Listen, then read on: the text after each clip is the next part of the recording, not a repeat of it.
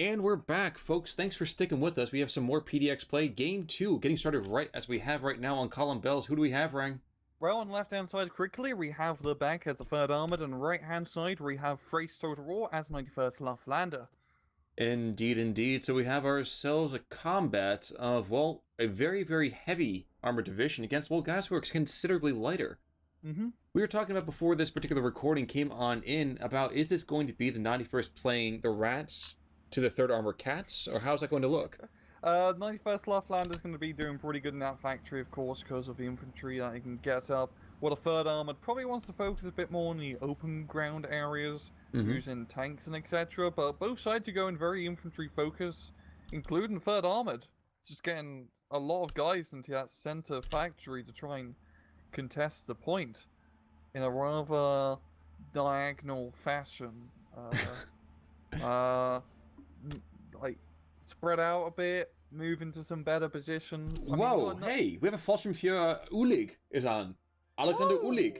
That's a new one. I have never seen this guy before being used, so hats off to Thrace TW. Yeah. That is beautiful right there. Yeah, that's a new Feldjäger dude. That's really cool. All right. Also, considering we're fighting against 3rd Armoured, so we might see Mr. Paul as well. True. Run. Coming down the Fury Road, if you know what I mean. Yep. So while the action is getting kicked off, we're going to have a lot of close combat coming on here. Just a quick review. Winner of this game will move on in the PDX Steel Division Tournament. Loser is going to unfortunately be sent packing for the time being. And we are playing for all the marbles, guys. Winner of this entire tournament, 3 PDX titles for his choice. 2nd place gets 2, 3rd place gets 1, and maybe I should shut up when we get back to the action. What do you say?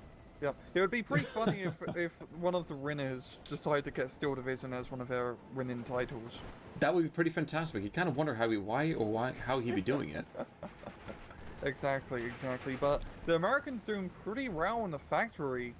I mean, they almost got one Feldjäger completely stunned, and they do have the half-tracks there, which is the major, advantage for the Americans, is just the half-track support. Well, they've already been able to force one surrender out of one Ersatz Truppen group. But with the Fallschirmjägers, that is a considerably harder nut to crack, I would think. Yeah. They've managed to damage them just a little bit, forcing them to retreat. The Feldjägers, they just need to get in close, use their Panzerfaust too, good effect like that, to really try and knock out the half-tracks. At the same time, I'm thinking Ray's moving a Pack 36 over here to try and knock out a HT real fast. But is that really going to be the most important thing here? I would think that's more important to take out this M16 MGMC. Yeah, I'm trying to knock it out, because that is well, it's an anti-air unit, but when you have 450 cals, you can already become an anti-infantry unit. At the absolute minimum, indeed. Ersatz Truppen taking a very opportunistic opportunity, taking a quick chance to dive over a little bit further west, try to increase that area of beaten fire for the Germans as more infantry pours in from the Americans. It's just rather funny. The Germans have pretty much got a real good hold on this northern side, while they're losing quite a bit of territory to his American spearhead down in the factory. It's a little bit roles reverse than what I was expecting. And also, Thrace isn't going for the Ersatz Truppen spam. He's going for a much more even force louder, even getting himself a Stu 42. Well, and that's what I was going to make the comment. He's totally fine to give the southern factory. That's going to even be better for the Stu, I would say, in terms of line of sight. Oh yeah, I mean, he can knock out the half tracks pretty easily. Well, here was the first shots too. Yeah. Oh no, never mind. Okay, maybe I think the Americans might be able to see their doom coming very quickly here. Oh, never mind. No, he's going to have the Pack 36. This is going to be a bad idea. And if the Pack 36 door knocker can hit anything, the answer is no. At least immediately. He's just there to knock on the door. The Stu's there to actually kick it in. Yeah. Oh yeah. Oh wow. Okay, never mind. He actually got both half tracks. And if the half tracks go down, does that mean that the American position is significantly imperiled, shall we call it, or is that just going to be kind of whatever? Yeah. Once they start losing a lot of their half tracks, armored rifles really lose imperative fire support. And with Feldjägers, we all know what Feldjägers can do. They will tear them up at over 100 meter engagement distances. Don't tell me Ulig is under fire. Guys, save Ulig. He must not die. Oh no, never mind. It's the Fallschirm Fuhrer in the beginning. Never mind. Carry on. He's got two Feldjäger Fuhrers right next to each other, which isn't, you know, I mean, overlapping if one dies, yeah, but No, completely understandable. Spread it out. You know, just spread them out a little bit. Share the command loves. You got spread to stars. I do also want to give a little bit of a shout out. We have a Fallschirm Panzer Abwehr, both in the north and in the south. One of the north has already picked off a vehicle. South is not going to do a whole lot here. And it looks like, at least to me, that we're going to have ourselves just a very, very big meat grinder fight in the middle. Yep. ME-109 making a gun run. He's going to go after the MGMC. He might be able to do it. Yeah, this guy's distracted. He's going after the Fallschirmjägers instead. So, rockets away? Yes, he takes it out. Wow, I wasn't expecting to kill that Khan, but that's damn. big. Yeah, he got the perfect side shot too, which helped out quite a bit. And oh look, the Americans sending a P-38, and oh no, the P-38 might get the kill, right? He's a little bit too fast, I would think, isn't he? Oh yeah, it's a little bit too fast. He's dodging and diving. Oh, there we go. Okay, well, death happens, but it seems to have been worth it. Panzer Abwehr in the north, by the way, taking out that Jeep finally. And half-tracks are dying left and right. Out of the initial group of, like, I don't know, what, 10 squads or 10 half-tracks, we have barely 30% of them left. Yeah, we got 3 of those M3 HTs now, and it's just down to the Stu, if it was to get close enough. Yeah, you don't want to get Stu too close, because there's bazookas all over to try and do some fire support. I'm thinking the Germans may want some more artillery to help them out in the town. They do have that 150mm mortar, but he ain't exactly doing much. Well, he's going to bring out this Opel Blitz, and he's going to go and bring it down to the south. I'm not sure if I like the positioning there. I would have liked to have seen it something better along. You see that Pack 36 to the east of the factory complex? I would like to have seen the artillery back maybe in there. Yeah, I see what you mean. To give some, like, bit of fire support. At the same time... Oh no, it is a flat field, so they can shoot into the factory. Mm-hmm. Because you do have that one little area with, like, the train yard junction where it's very messy in terms of line of sight. But let us not be too harsh so far. Thrace is up 53-47. He's getting those tickets slowly but surely here. Mm-hmm. Although... I get the feeling he wants to put a ton of pressure onto this armored leader. But I don't think he's going to be able to force the surrenders as quickly as he wants to out of this. No, I mean, the Feldjägers aren't in the best position in such close fighting. And, you know, they need to be at least 150 meters to really be useful against the armored rifles. Germans are mounting an assault to the south, though. IG-18 is forcing back armored rifles, and the Panzer Abwehr, they can take a shot. There goes the half-track. And the Germans take the entire south of the map. Yeah. And it's going to be about just exploiting this ASAP before armored reinforcements can try and shore this up. If he could get to that next bridge junction, where south of it is just a town and hedgerow, that is such a good defensive spot. And also by holding that, you can launch attacks very easily northwards into the factory area. So if he can ration some units, try and take advantage of this, he can do some real good work on this southern flank. And the Americans seem to notice the danger, throwing in a Jeep with some recons, as this Stuart starts to flirt with this Stu.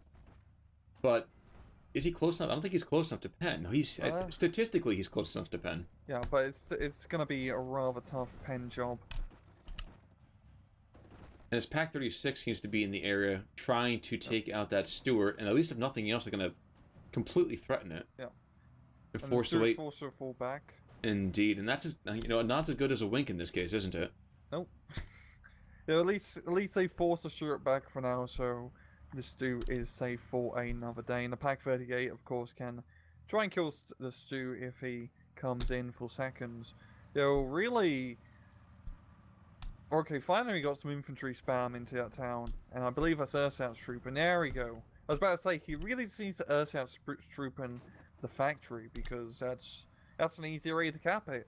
Indeed. Just run them in, get them close to the armored rifles, and when they're being shot at, you bring in the Feldjägers to finish up the job. And oh look, there's off-map artillery being brought in. Oh hey! Oh hooray! Oh yeah, indeed. And it's going to get rather explosive in his factory in just a minute, I'd guess. True, very, very true. And he's gonna go and try to just level that western part of the complex, and I really like that, actually. Don't actually hit the American positions, hit the reinforcement avenues. There we go. Yeah, hopefully he can hit one or two things at least. He's definitely gonna stun up the surrounding units because 210mm shots are they make big booms scientifically. I'm not even gonna argue the point on that. Was a brilliant idea right there. We are gonna see this M21 coming out for the Americans, trying to drop rounds over in the Pak-36, and he's not gonna be able to see it either. So I imagine this going to get forced back. Poor little door knocker. Not yet. Not yet. He's holding strong. Yeah, we're on B phase now, so the Americans get a bit more armor and they can start playing a bit more better. They're still rather hindered economically. While Lapland now, we can start getting some Stug, some more airplanes, which is really the big deal. Maybe a B3, which would be a pretty cool unit to get. Well, so far all the armored has really done with all their vehicles is really just give them more targets to the anti-tanks. Yeah. Like, I definitely want to see what these Pak-36s have been doing. Pak-36 and the Stu's, I can see what, we have 4 half-tracks on the map, and none of them are original. 3 half-tracks on the... Oh, no, we still have 4. One of them with a damaged transmission. Yeah. How many of them are original? None of them. None. So Americans starting to bring in more infantry reinforcements. I believe this is more armored rifles, I'd guess. And the SS trooping coming in pretty strong in the factory complex. The Fauchegers also reinforcing the point too. Oh no, engineers, my bad. Interesting choice. Good choice, because satchel charges are a very good counter to Fauchegers and half-tracks as well, but really the problem is the Fauchegers aren't close enough to get some anti-tank shots on the half-tracks. And you know what? Here's something that's nice. We're actually going to see a quick barrage coming on down. Usually we have that 40-second call-in time, but no. No. Thrace just wants to have shells coming right in right now. He does not want to lose his leader squads here. Yeah. And that's going to be super effective, as we can see, as Big Boom makes big work out of the American infantry. His micro has been fantastic on Ulik. Yeah. Jumping in and out consistently, aiming again. Dodge! Dodge! If you can dodge a satchel charge, you can dodge a ball. And he does successfully. I told you, he can dodge a ball. That man is going to be great on the dodgeball tournament. He gets in close to finish up the job, and there we go. That's some proper micro, yeah. Oh my Dodging gosh. satchel charges. It's the closest thing to this game in compared to Company of Heroes, you know, dodging a grenade. Indeed, but you know, when it happens, you have to feel so good, because those satchel charges can make or break an entire engagement. Of course, they all just... I mean, Company of Hero grenades can be really devastating, but satchel charges and yes, oh boy, that's not fun to be on the receiving end of. Okay, by the way, this is a Panther up fail squad moving behind enemy lines. It's like, be very, very quiet. We're hunting Stewards. This is beautiful. I love this. I love watching. I love casting this game. Forget even playing. I love casting this game. This is so great. I do love seeing Aberos. Aberos are such good recon units because everyone always underestimates the Panzerschreck because they think, okay, I can't be hit at from this range. A Panzerschreck can't hit me. Oh, I got hit by a Panzerschreck. What the hell? Because these guys can just sneak around and get some damn good kills. 250 meters. That's an incredible range. Yeah, for an infantry unit, yeah, you can sneak around. Yeah. Because a lot of, allied players just think, okay, it's 150 meters. That's not too bad. And then you surprise me with the Panzerschreck. There else is a nice surprise. It's a jump. Indeed. Indeed, and I was waiting to see when you were going to bring that on in, but Big Jim is coming down the track. Yeah. But I'm not sure if he's coming too late here. I mean, the Americans are collapsing in the center part. Yeah, and we got another off-map artillery. I think that's the last charge, yeah. It is, yeah. But the Jumbo, 91st Luftlander, doesn't have anything that can pen it unless it's a flying B3 from the side, that is. But, well, yeah. and even then, though, all you have to do is just force it back for the time being. And if it gets close enough, geez, we can get this Pak-40 is just lying in wait. Yeah. Pak-40... He could hit it. It's going to have trouble penning. I think it can't even pen it, to be entirely honest. But Jimbo the Jumbo here, what makes him useful against 91st Luftlander is there's no real armor threat you have to worry about, so he can just run around with his 50 cals and machine guns and fat ass armor and just kill everything that comes into range. By the way, Panzer Abwehr finally made their end run, and that Stuart went down. Oh, nice. Oh, I just barely clipped on the bottom of my screen. That's good. That's very good. But the Germans have controlled the entire factory. Yeah. The entire one. And there's that B3 you were talking about. Not going to get a kill, but it's going to be enough to morale damage at least. And there's no AA in sight except for P-38 Lightning. Never mind. And that's going to be a second plane he's going to lose to American air power. Yep. And that is a big fault with 91st Loftlander, is they don't actually have that much in terms of anti-air. So it's very important to have, try to at least get some Flak 20 mils, some Flak 37 mils out onto the field, especially if you're bringing out the B3, because as you can see, it's very easily killed by just one single fighter. Now, we are going to get Lafayette Poole coming on in. So Master Poole is diving on into the waters. He's going to muddy the waters a bit, but is that Sherman going to be enough? Well, 2 Shermans is always better than 1 Sherman. True.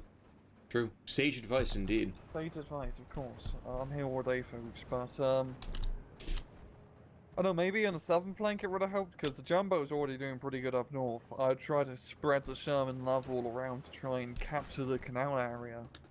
And it's really just about that factory, too, because he can somewhat surround the factory. It's just about attacking it, and there's a lot of German guys in there. There's 3 German leader units in that 1 factory con. That's... True. I think that's a bit overkill, to be honest. But at least everyone's getting stars in there. And there's a third plane going down, so Thrace not doing very well keeping his air power alive, but wow. Yeah. No, it's hard to argue with the results. I'm sorry, I keep on talking over you. Please, go ahead. It is pretty devastating losing all those planes, considering, 91st Loftlander's the Airborne Division and 3rd Armored's the Tank Division. Very, very true. Not good losses, now, yeah. Jumbo from the back. Can a Stug pen a Jumbo from the back? I'm not. Yes. He can't see it right now, but You can't see it, but he can pen it from the back. And we got Panzer Abwehr moving on in as well. So Germans are very eager to remove this armor threat from their rear. And Stug's gonna get accosted. I don't know. He is not gonna. Oh yeah, 2 Shermans. That guy, he's dead. We got Poole and we got Jimbo the Jumbo. So yeah. And he's gonna be firing at Jimbo, which is The mistake. Yeah. No, he can't see Poole at the moment, as Poole is pulling into view.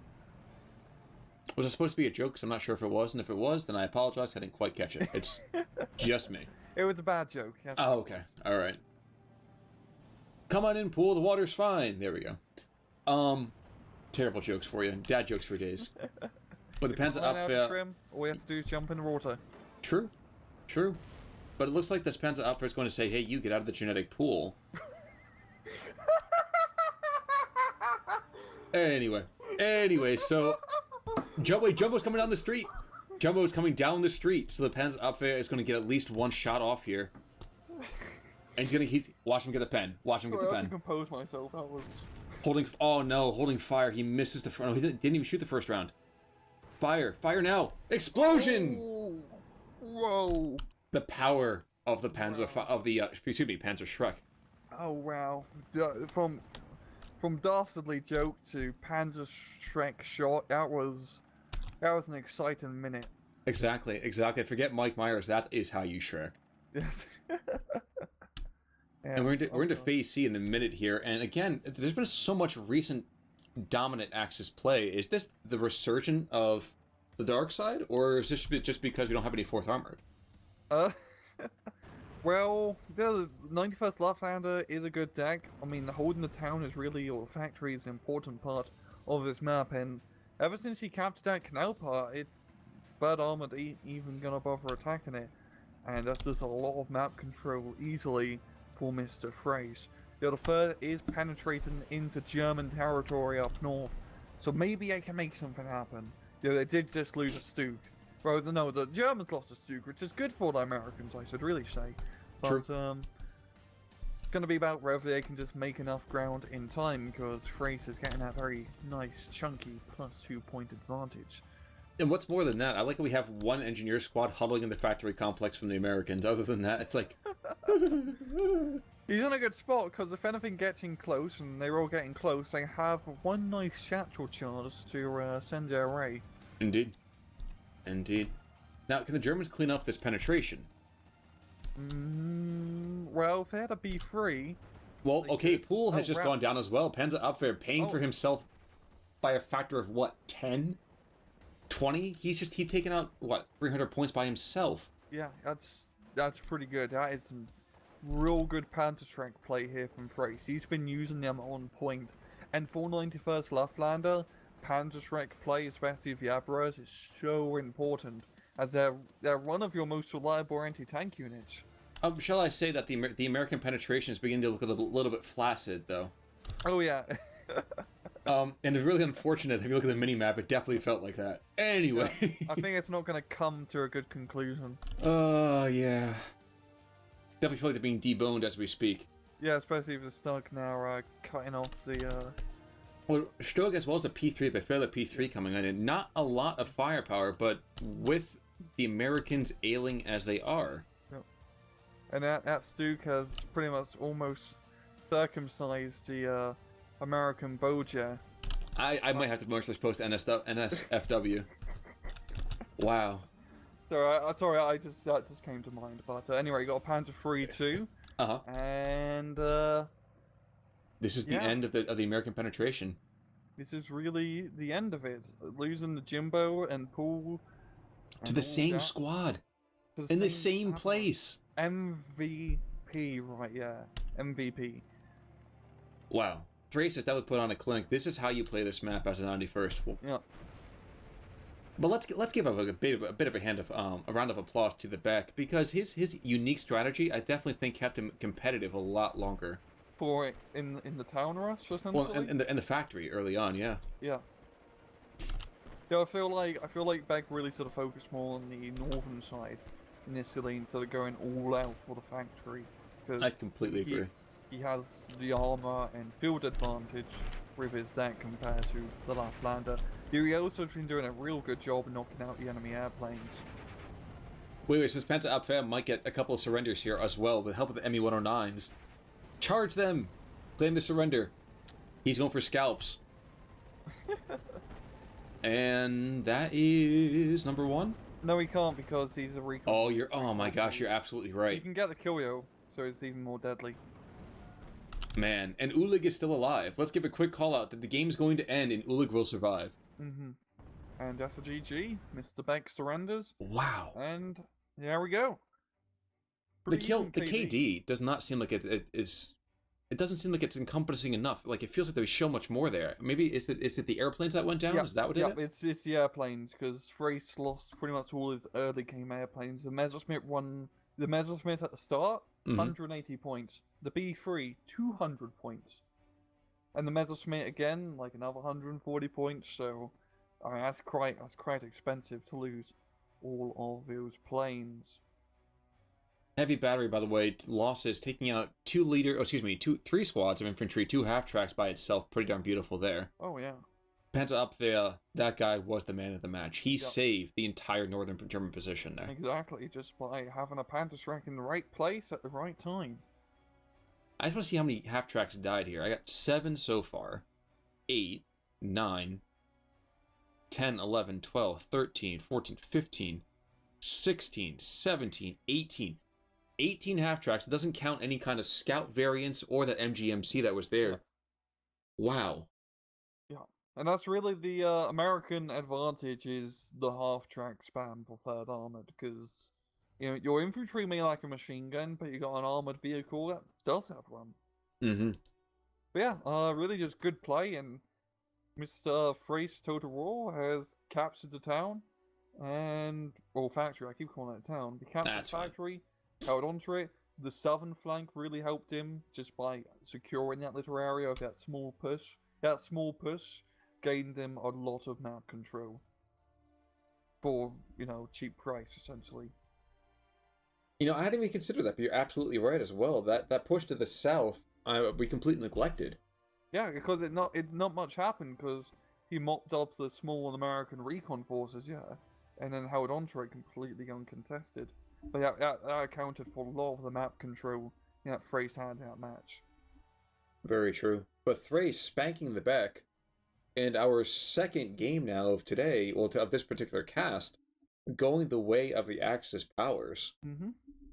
So a dark presence is rising in the east, my friends, and I don't know if the west can bring it down. I don't know. Rang, what do you think? As we move forward to this tournament, we think we're going to see a lot more Axis wins here, or is it just going to be swinging back the other direction? I think it's really just going to come down. I mean, it's going to be real cheesy, but I think it's going to be down to who's the best player, because as long as there's no fourth armored involved, and, you know, people can ban the decks that they don't like, I think it's going to come down to, you know, who can play a deck better. And also the whole banning thing, or the, you know, you can ban 2 divisions. People are going to be forced to play divisions that they may not like, or may not be as accustomed to. So it's going to be down to who can account for that, adjust for that, and be the better player. Which sounds real cheesy and, you know, pretty flaky, but I honestly think that's how it's going to play out in this tournament. I definitely am looking forward to seeing some more excellent play. Hopefully Ryan going to be back here with some more with me in the next couple of days, right? Of course. Indeed. Folks, thank you so much for tuning on in for our 2-pack today. Come back later, see if we can get a 6-pack at some point, but that'll be tomorrow. For right now, I think it's going to be GG, isn't it? Yep. I'm Rangru. And I'm Con Ulrich. You have a great day. Take it easy. Take it easy. Oh. Ladies and Germans, how you all doing? This is Con Ulrich. And I'm Rangru. Hello. And today we're going to bring you a 2-pack of tournament goodness from Steel Division 44. In the first map, playing on the map of Colville, who do we have here, Rang? We have ourselves Russ. Yo, he isn't naked running around with a rock, playing as the 1st Polish Armored Division. And on the right-hand side, we have Genève as the 17th SS Panzer Grenadier Division. So before we really get into the divisions, of course, we do want to make a quick call. The winner of both the 2 games that we showed today do move on in the overall tournament for the PDX Steel Division tourney currently going on. Yep. We just want to give you guys some really, really great kind of overall play from the different players in the brackets. But sorry, Rang, tell us about the combatants then. So we got 2 decks that we haven't really seen in a while. Heck, we haven't even seen that much Polish, to be entirely honest. Isn't that correct, Con? I think we've seen one together. Yeah, I think so too. So the Poles, which are pretty underrated in this game, are a good deck. They can get an A-phase, they can get 2, heck, they can get like 3 to 4 A-phase Cromwells if they really wanted to, which is a proper medium tank, which is a good counter against a lot of German divisions because they don't really have proper tanks during A-phase. They got some decent infantry units. The real notable ones, I say, are the Polish flamethrower guys. It's like a 10-man flamethrower squad. And they got some, like, decent fire support units. It's, we're talking about Sporter, pretty much a heavier French deck with, of course, British armor instead of American-style armor. And they do end up working much better into C-phase than, French counterparts. Indeed. Actually, looking over here on the right side, though, with the 12th SS. 17th. Thank you. Oh, good gosh. Wow, it's been a long match already. With the 17th. Thank you. Let's try this again. I'm not seeing a whole lot of Panzers whatsoever. What's the deal? Yeah, I mean, the 17th, of course, can get that stuck F8, but he's not opting to do that, which is an interesting choice. It's not a terrible choice, because it is 150 points, which can be a little bit of an investment, but it's a very infantry-focused deployment, Khan. And, I mean, there's no real towns to really capture in the middle, so I'm wondering how it's going to really fare out if this infantry deployment will work, because he's going to need the armor to really try and stop the Cromwell and the Stuart and maybe other light support vehicles that the Poles can bring up. And now that's a quick deployment phase, wow. It's nice, actually. I'm happy to see that, though, too. Oof. These guys are on point. Yeah, indeed.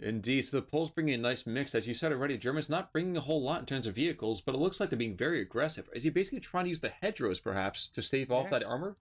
That seems to be so. I mean, a 17th SS does get the Panzer Grenadiers. Don't have the Panzerfaust, unfortunately, but it's still 2 MG42. So, in this more long-range open fighting, they will prove to be rather troublesome. And he's got a decent amount of pack guns to cover his approaches. And I'm believing an IG-18? Yeah, an IG-18 too, because he can do the IG-18 spam. So, It seems like it's going to be infantry and stationary weapons for Mr. Janef. Indeed, indeed. Sherman Vaughan coming up really, really close here. Pack 30 is going to get a couple of shots off. Question is against what, really? Oh, he's taking out this Polish infantry already. Or Assad's one squad going on down first blood to the 17th. Mm-hmm. I'm not going to say it's conservative, because neither player is really playing conservatively, and indeed, it feels like both guys are out for blood immediately. Yeah, it's a damn good aggressive play, and both... Well, the Polish are meant to be a much more aggressive deck in A phase, but as you can see, Janef is making some damn good ground.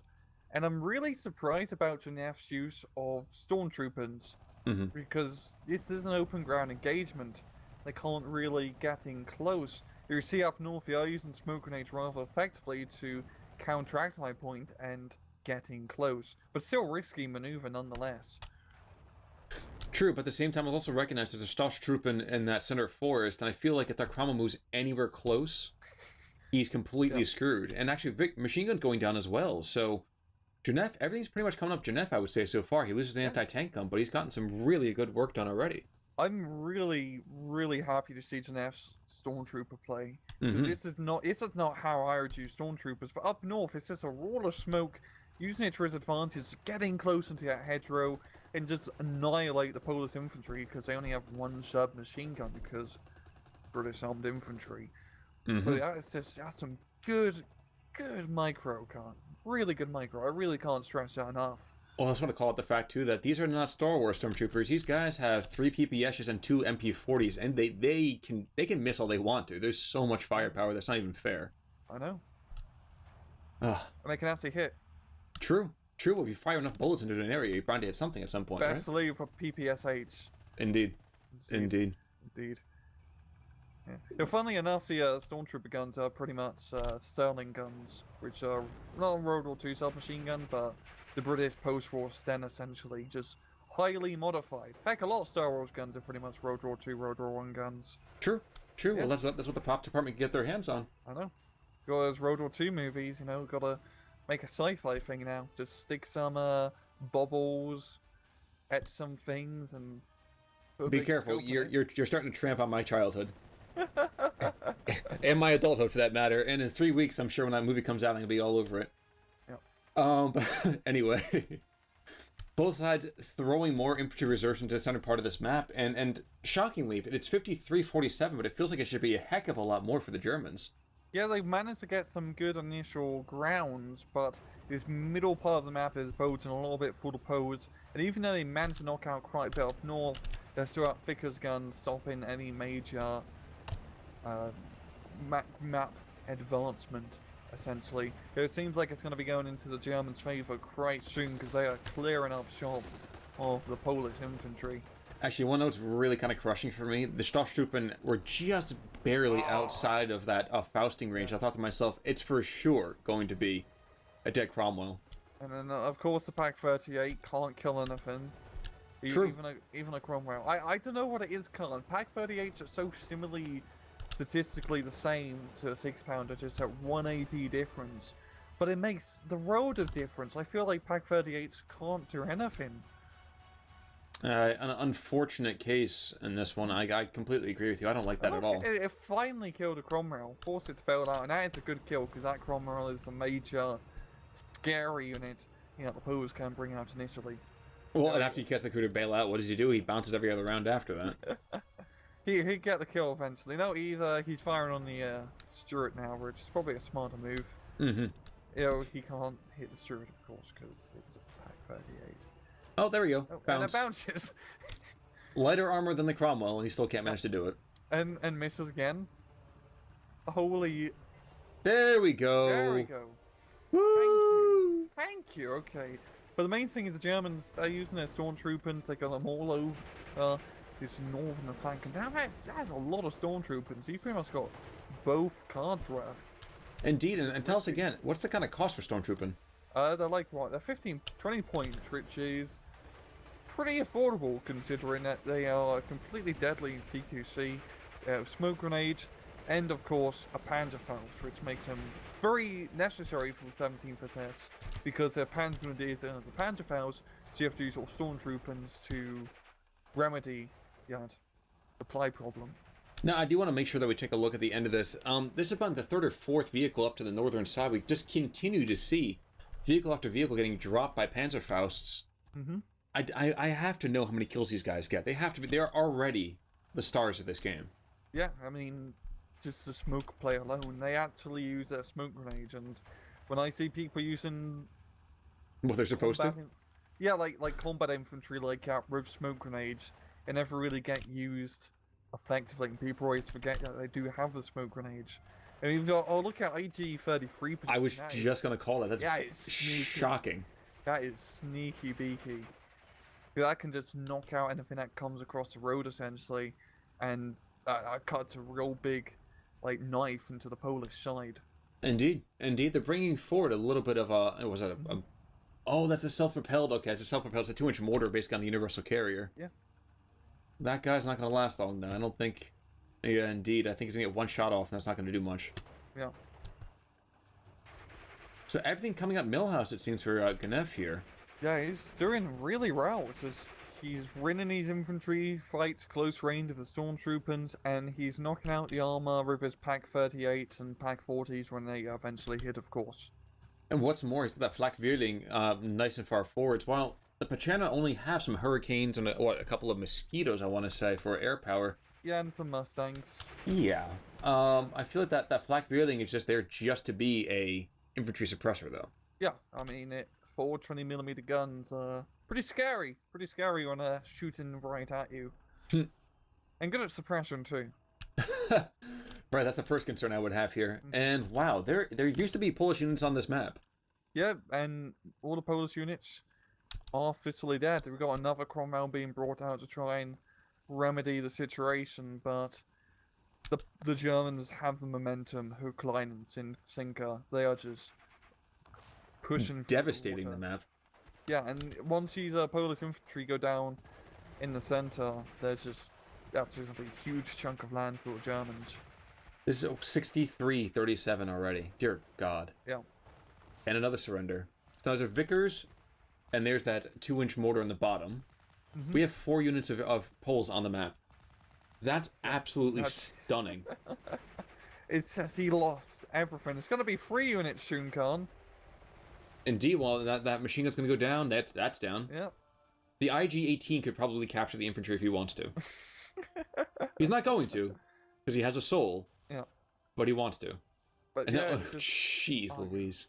I think the Poles just they let the stormtroopers get way too close, and that just annihilated their infantry, and they've lost all control of the map. Actually, I kind of wonder, would it have been better for the Poles to take a little bit more of a defensive stance to build up their armor first, or did they play it right and just got outplayed by the stormtrooper? The problem with the initial armor push, it got caught up in that crossroads where it couldn't really move around or do much armor thing, so the pack guns could get in position to shoot them as they ran out. So +3, 71 to 29. Yeah. Oh my gosh. Do you want to speed this up to +2 ×2 speed, Khan? Sure. 3, 2, 1, go. There we go. All right. And this isn't. We're not doing this to rub anybody's face. Wow. This is just beautiful play, though, and this is kind of what we expect out of Ganef. Yeah. And the guys, whatever you're thinking of this, though, don't take the Poles too hard on this one. Just horrible luck. 17th Pizzazz is also, I'd argue, a very powerful division. As you can, where we did good play. The stormtroopers aren't really overpowered. I'm not saying that, but they just have good A-phase mobility and a good amount of units to really take advantage of in our initial push. But at the same time, Rust really felt a little bit rusty in his infantry play and tank play. He just got completely outmaneuvered.